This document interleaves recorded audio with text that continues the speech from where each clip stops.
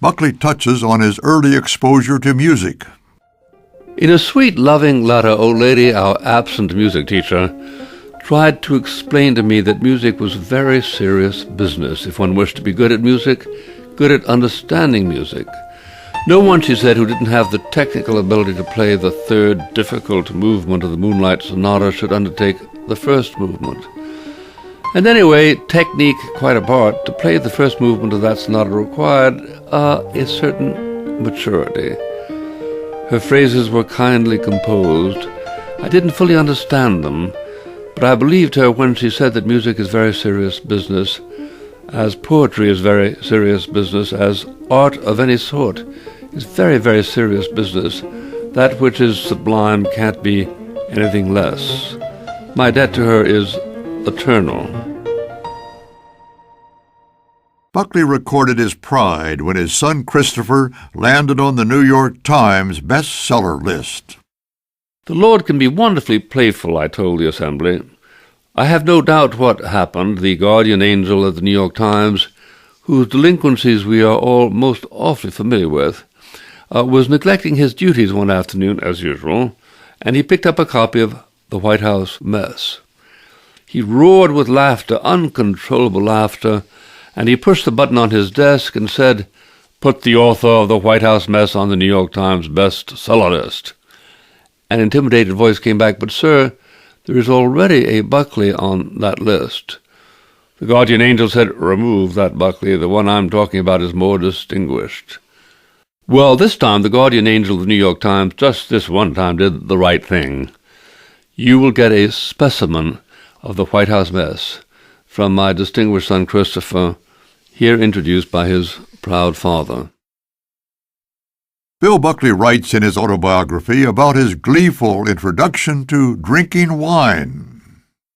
Year after year, for over 20 years, whenever we gathered at the family home in Great Elm in Sharon, Connecticut, we would be served the wines my father had accumulated, those lovely things that had slept peacefully, gaining flavor and enhancing their power to delight through a world war and several military occupations. It is a wonderful way to remember one's benefactors, isn't it, to drink wine in their memory? Bill Buckley remembers the feverish reaction by some to his book on Yale, which he wrote the year after graduating. There are many grounds for disapproving the proposal I made in my book on alumni control, but the description by some critics of the state of affairs I sought led me to question my own sanity, and then, finding it in good order, to question that of my critics. Consider the near-terminal pain of Mr. Frank Ashburn as he closed his long piece for the Saturday Review, quotes, "The book is one which has the glow and appeal of a fiery cross on a hillside at night. There will undoubtedly be robed figures who gather to it, but the hoods will not be academic. They will cover the face." Gee whiz. After 40 years, Bill Buckley spoke at the reunion of his class at Yale. It occurs to me that 40 years is a very long time. Less than 40 years went by between the day Lincoln was shot and the day Victoria died. Just 40 years before we graduated was the year the Chinese abolished slavery, the year Edward VII died, as also William James and Mark Twain. Friendships that last 40 years are something. Monuments, I call them. There are few better grounds for celebration, so let's toast to the class of 1950 and to the college that brought us together. Buckley took the opportunity in an alumni note to pay tribute to his own home. Oh, I almost forgot. I live in a most wonderful property acquired in 1952 on the waterfront in Stamford, Connecticut, in which Providence, perhaps accidentally, perhaps on purpose, contrived the most dazzling light changes, seascapes, sometimes sleepy, sometimes robust, even tumultuous when hurricanes come along. Cherry and birch and pine and oak trees frame just the corner of a swimming pool by the sea, embedded in old brick. Little boats, sail and power, pass by day and night, and we can see all of that from our bedroom, with its 20-foot wide, 180-degree windows, or from the music room whose east side is all glass, with shifting light changing the perspective and the colors every few minutes, causing this happy inhabitant to wonder at the wonder of it all. And to thank God, yes, God and Yale coexist. Buckley, in his autobiography, remembers the day he decided to sail across the Atlantic Ocean in his own sailboat.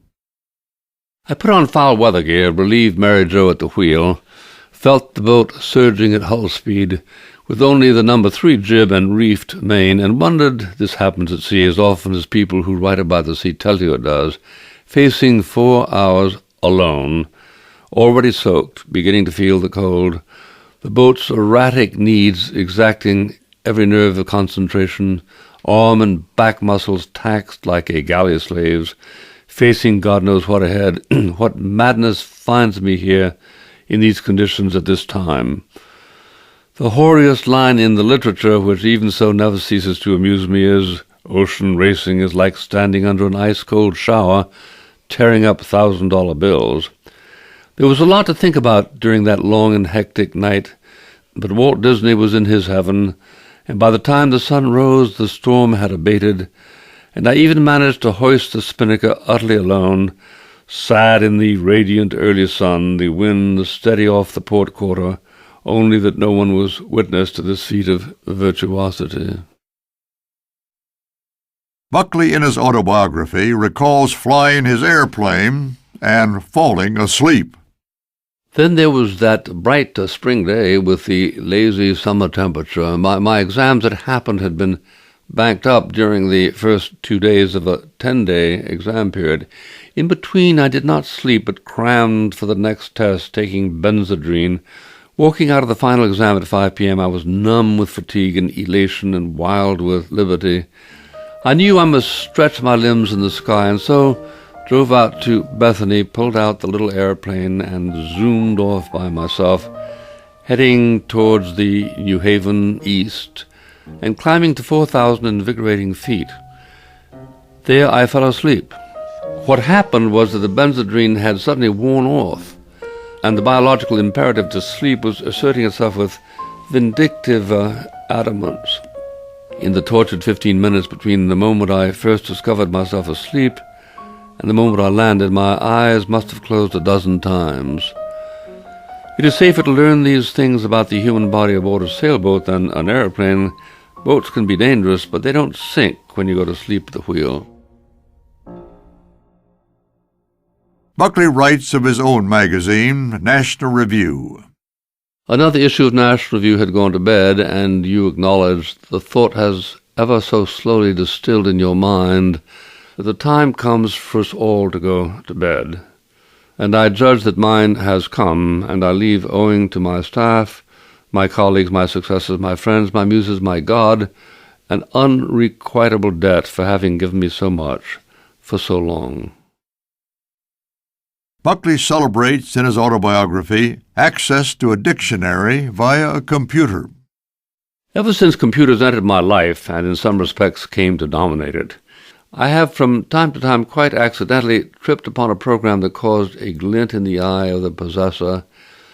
It was through such experiences, plus also the comprehensive generosity of one or two experts, that I've come upon programs which had the effect on me I'd have expected if suddenly, in Peru in the 16th century, someone had said, "Here, why don't you try this when you move all those rocks around? It's called a wheel." Buckley takes on his critics in his autobiography on the matter of using unusual words. It's fair to distinguish between different categories of unusual words. I like the late Dwight MacDonald's nomenclature. Some words he wrote in a celebrated review of Webster's Third belong to the zoo section of the dictionary, i.e., the words do exist, but the need for them is so remote you can and should keep them caged up in the zoo until absolutely necessary to take one out, which may be never. I know a word that describes the feeling you have in the roof of your mouth when peanut butter sticks to it, but I will never use it. In fact, I decline to disclose it. Buckley gives in his autobiography, Miles Gone By, his account of a train trip across Asia. You sit down, close your eyes, and say to yourself repeatedly, I am on the luxury Trans-Siberia Express, beginning a 5,300-mile romantic expedition covering ground it took Marco Polo a lifetime to traverse. I'm just now in Mongolia, where the great Khan found himself in the 14th century master of practically the entire known world. Think about it. If you don't succeed in igniting the enchantment of the venture in your fancy, you will go nuts. Buckley says there is no such thing as a convenient time for a vacation. My father led a very busy life, as so many Americans do, and when I was a boy he confided to me his rule. There is never a convenient time for a vacation, he said. So take a vacation whenever you feel like taking a vacation. Are there really miracles going on in Lourdes? Buckley wants to know. Do not ask the ecclesiastical tribunal at Lourdes to acclaim that you have been miraculously cured, unless you have been. You would have better luck appearing at that bank in London that continues to store remnants of the Tsar's treasury and announcing yourself as Anastasia. In Miles Gone By, his autobiography, Buckley pays tribute to the part of the world he lives in. I know, everybody knows, there's no arguing about it. The most beautiful part of the world is wherever you grew up. So there's that egalitarian formality. Now let me tell you about the most beautiful part of the world, which is the New England coastline. You can take in 1,000 inlets and little havens and major ports, cold and luminously green in the spring, challengingly hot in midsummer, and then when the fall comes, the premonitory little pulsations of cold in the early morning. And then is when the leaves begin to turn, and you know what the forests would look like if they were painted by all the fauvists in France, using googles of red and orange and yellow and traces of green and umber. Buckley accepts the challenge to perform with the symphony orchestra. Question. But you decided at age 63 that you had enough talent, after all, to play with a symphony orchestra? Answer. Well put. But we need to make distinctions. If the letter I received from the managing director of the Phoenix Symphony in September 1988 had invited me to take up a career as a performing keyboard artist, I'd have replied no without any difficulty. But he didn't do that. His challenge was excruciatingly finite. What he said, and the words are engraved in my memory, was, would you play any Bach concerto any time in 1989 or 1990 with the Phoenix Symphony? That was a very different invitation, and I fell for it.